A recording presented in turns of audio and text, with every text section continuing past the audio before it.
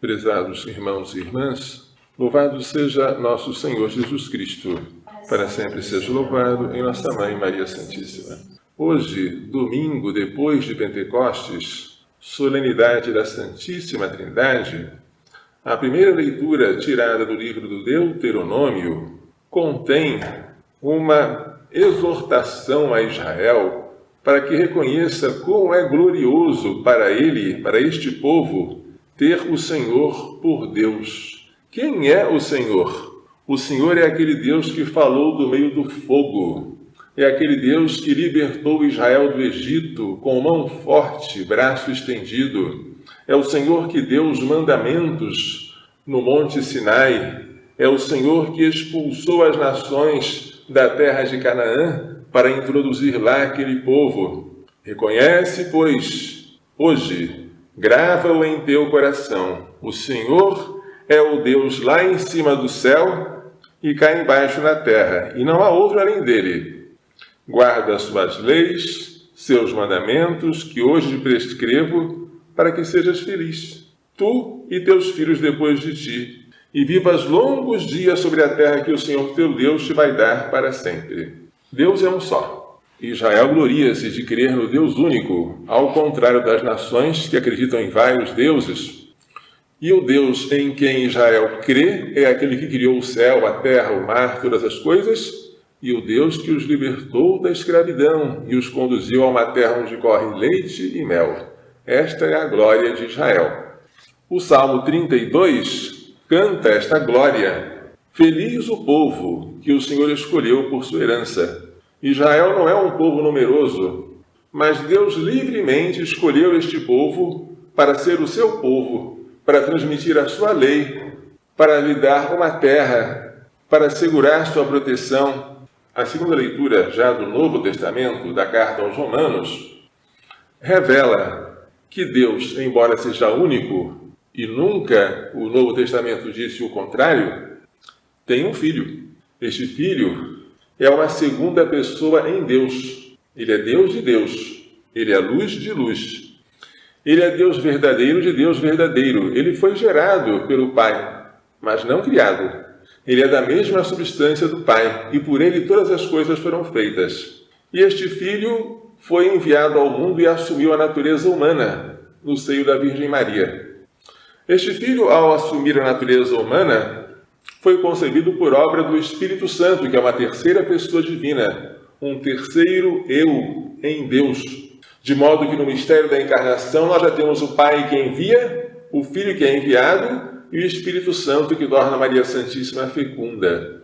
E nós quem somos? Nós que nos deixamos conduzir pelo Espírito de Deus, somos filhos de Deus. Não filhos por natureza, senão seríamos deuses, mas filhos por adoção. Nós recebemos um espírito de filhos, pelo qual nós clamamos Abba, em aramaico, papai. Aquela palavra com que Jesus se dirigia ao Pai.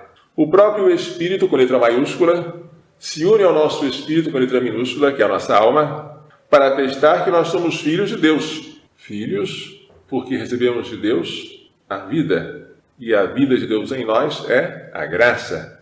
Se somos filhos, somos também herdeiros. Nossa herança é o céu. Herdeiros de Deus e co-herdeiros de Cristo. Cristo nunca deixou de estar no céu. Mas como homem, ele foi glorificado e entrou para a glória celeste após a sua ressurreição e ascensão. Esta foi a sua herança como homem. E nós partilharemos da mesma herança. Nós somos co-herdeiros dele, com uma condição. Se agora nós sofrermos com ele, assim nós seremos também glorificados com ele. As três pessoas divinas aparecem também no Evangelho, quando nosso Senhor, ao enviar os apóstolos, diz: toda a autoridade me foi dada no céu e na terra. Por quem? Pelo Pai, evidentemente. E com esta autoridade, Jesus agora envia os apóstolos.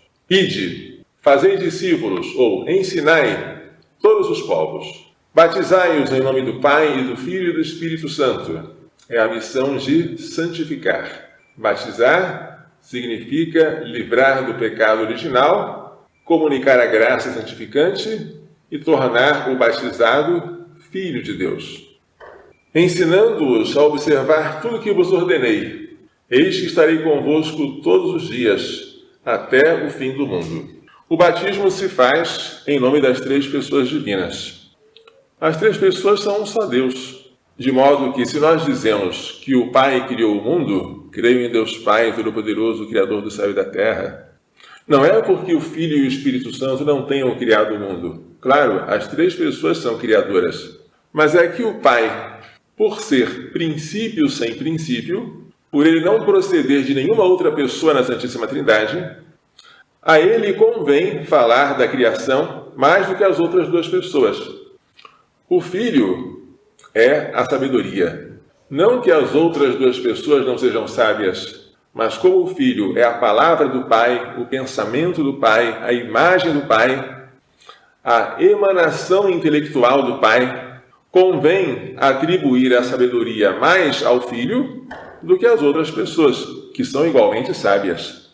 Ao Espírito Santo se atribui a santificação. O Espírito Santo é o santificador. Não que o Pai não santifique, não que o Filho não seja santificador, mas como o Espírito Santo procede do Pai e do Filho por via do amor, como ele é a consumação do amor entre as duas primeiras pessoas, convém atribuir a ele a santificação das almas.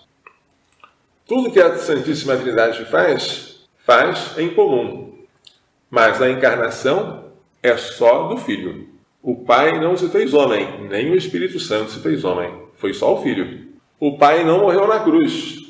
Havia uma heresia que dizia isso, patripassianismo, que o Pai havia sofrido na cruz. O Espírito Santo também não foi crucificado, foi só o Filho. Mas o Pai e o Espírito Santo nunca deixaram Jesus e o acompanharam na sua obra da encarnação e da redenção. A Santíssima Trindade nos comunica um Deus que é único, mas não é solitário. São três amando num só coração. E este Deus, ao criar o homem, usa o verbo no plural. Façamos o homem à nossa imagem como nossa semelhança. Façamos alguém feito para viver em comunidade, à semelhança da Santíssima Trindade. O mistério de hoje nos leva a tremer diante da dignidade de filhos de Deus, de membros do corpo místico de Cristo, de templos do Espírito Santo, de herdeiros do céu, destinados um dia a ver a Deus face a face. Se nós entendêssemos a grandiosidade de tudo isso, certamente morreríamos de alegria. Mas nós não vemos, nós cremos.